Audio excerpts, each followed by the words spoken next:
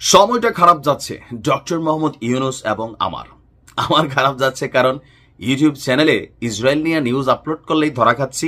আমি সম্ভবত একমাত্র ইউটিউবার মিলিয়ন মিলিয়ন সাবস্ক্রাইবার চ্যানেলগুলো হারাই যায় শুধুমাত্র এই টাইপের নিউজের কারণে। বাট ঝুঁকেঙ্গা নেই। অপরদিকে ডক্টর মোহাম্মদ ইউনুস তিনি কি ঝুঁকবেন? বাট যে পরিস্থিতি তৈরি হচ্ছে উনি অতি শীঘ্রই ঝুঁকতে বাধ্য হবেন।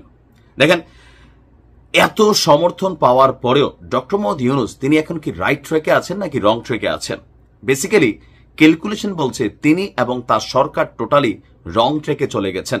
বেশ কিছু কারণ, এর মধ্যে এই এনসিপি নামক কিংস পার্টির উত্থান, যেটা ডক্টর মোহাম্মদ ইউনুসের সরাসরি পৃষ্ঠপোষকতায় এসেছে, বিভিন্ন সময় সেটা প্রমাণিত হয়ে গেছে এবং বিপরীত রাজনৈতিক দলগুলো মনে করছে ডক্টর মোহাম্মদ ইউনুস তিনি নিজে এই দলটাকে সামনে এনেছেন অন্য রাজনৈতিক দলগুলোকে সাইজ করার জন্য। Number one. নাম্বার টু, গোষ্ঠীগত একটা ঝামেলা পাকাইছে। ভারতের ইন্ধনে আমাদের বাংলাদেশের সনাতন ধর্মাবলম্বী যারা আছেন তারা অনেকে কিন্তু আসলে কিছুটা ভাইব্রেশন হয়ে যাচ্ছেন।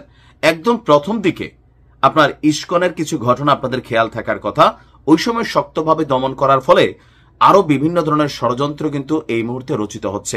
তবে আমি মনে করছি হুট করে বাংলাদেশ জাতীয় হিন্দু মহাজোটের যিনি আমাদের কি বলা হয় যে মহাসচিব আছেন গোবিন্দচন্দ্র প্রামাণিক, তিনি আজকে যে ঘোষণা দিয়েছেন, এই ঘোষণা ডক্টর মোহাম্মদ ইউনুসের জন্য ভারী পড়তে পারে, আন্তর্জাতিকভাবে ওনাকে হেয় করতে পারে। আর যে শান্তিতে তিনি নোবেল পাইছেন সেই শান্তিটাই আসলে এখন অশান্তির কারণ হয়ে যাচ্ছে। তবে এই জাতীয় হিন্দু মহাজোটের যে মহাসচিব গোবিন্দচন্দ্র প্রামাণিক, উইথ ডিউ রেসপেক্ট, তিনি এখানে অনেকগুলা বক্তব্য দিয়েছেন। আমার কাছে মনে হয় সবগুলা বক্তব্য তার নিজের না। আচ্ছা, কি বলছেন তিনি? বলছেন যে নির্বাচন সামনে, আমরা আগেই বলেছি পৃথক নির্বাচনের ব্যবস্থা না হলে হিন্দু সম্প্রদায় ভোট কেন্দ্রে যাবে না। তো পৃথক নির্বাচন ব্যবস্থা কি হবে? এই নির্বাচনী ব্যবস্থাকে আমরা প্রত্যাখ্যান করছি এবং বিশ্ববাসীকে জানিয়ে দেব বর্তমান সরকারের রন্ধ্রে রন্ধ্রে মৌলবাদ। এই সরকারের প্রত্যেকটি মানুষ হিন্দু বিদ্বেষী, তাই আমরা এই মৌলবাদী চক্রের কাছে জিম্মি হয়ে থাকতে চাই না, আমাদের পৃথক করে দেন।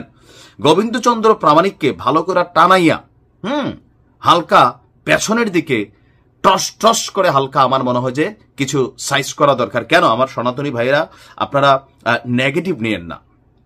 এখানে আমরা যেটা মনে করছি যে একটা দেশের মধ্যে হিন্দুদেরকে আলাদা করে দেন মানেটা কি, মুসলমানদেরকে আলাদা করে দেন মানেটা কি? আপনারা কি আলাদা? সাধারণ হিন্দুদের কি চিন্তা ভাবনাটা আছে নাকি গোবিন্দচন্দ্র প্রামাণিক যারা আছেন তাদের মধ্যে এই চিন্তা ভাবনা? এই দেশের সাধারণ হিন্দু মুসলমান আম জনতা যারা ভাই রাজনীতি ধর্মভিত্তিক ইস্যু এরা এগুলা বোঝে না, নিয়মিত একটু কাজ টাজ করতে চায়, 3 বেলা ভাত খাইতে চায়, পরিবারটা নিয়ে শান্তিতে সুখে শান্তিতে থাকতে চায়। কিন্তু এর বাহিরে এই গোবিন্দচন্দ্র প্রামাণিক অথবা ইস্কনের অথবা আমাদের মুসলিম কিছু কমিউনিটি আছে, পলিটিক্যাল মুভমেন্ট আছে, যেগুলো আমার নিজেরও অপছন্দ, যারা এই দেশটাকে কিছু কিছু ক্ষেত্রে আসলেই একটা ফান্ডামেন্টালিস্ট রাষ্ট্র হিসেবে প্রতিষ্ঠা করার ট্রাই করে, এটা আমারও পছন্দ না। এই দেশ সবার, এখানে নির্দিষ্ট কোনো ধর্মীয় গোষ্ঠী হোক হিন্দু হোক মুসলিম তারা রাষ্ট্র ক্ষমতায় যাবে, এই দেশের আইন কানুন তারা তাদের মতো চালাবে, নেভার। বাংলাদেশ হিন্দু বৌদ্ধ মুসলিম খ্রিস্টান প্রত্যেকের দেশ, এখানে যে সরকার থাকবে প্রত্যেকটা ধর্মের মানুষের প্রতি তার ভালোবাসা থাকতে হবে, কজ সবাই মিলে আমরা বাংলাদেশ।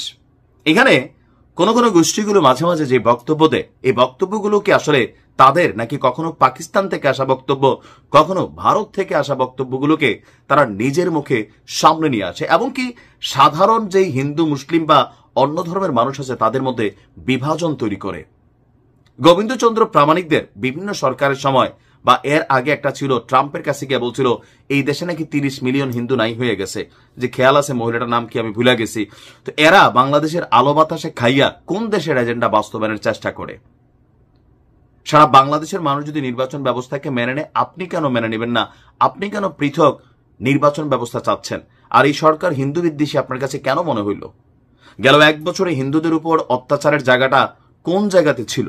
দেখেন, ডক্টর ইউনুসের আমি কড়া সমালোচনা করি, কিন্তু যে 1 বছরে যে তালগুল হজবরল রাষ্ট্র চালাচ্ছে এই ইউনুস সরকার, সেখানে কি শুধু হিন্দু কমিউনিটি কোথাও না কোথাও আক্রান্ত হচ্ছে নাকি মুসলিম কমিউনিটি হচ্ছে?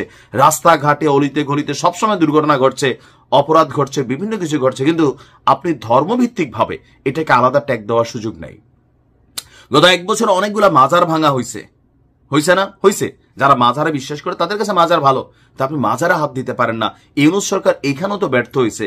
হয়তো আপনার কোন একটা কমিউনিটির উপর কোন একটা ঘটনা ঘটছে, কিন্তু আপনি এইটাকে আলাদা কইরা টোটালি রাষ্ট্রের বিরুদ্ধে অবস্থান নেওয়া, বিশ্বকে জানিয়ে দেবেন। কি জানাইবেন? বিশ্ব কি বেইল আছে? ইসরায়েল কি করতেছে বিশ্ব দেখে না?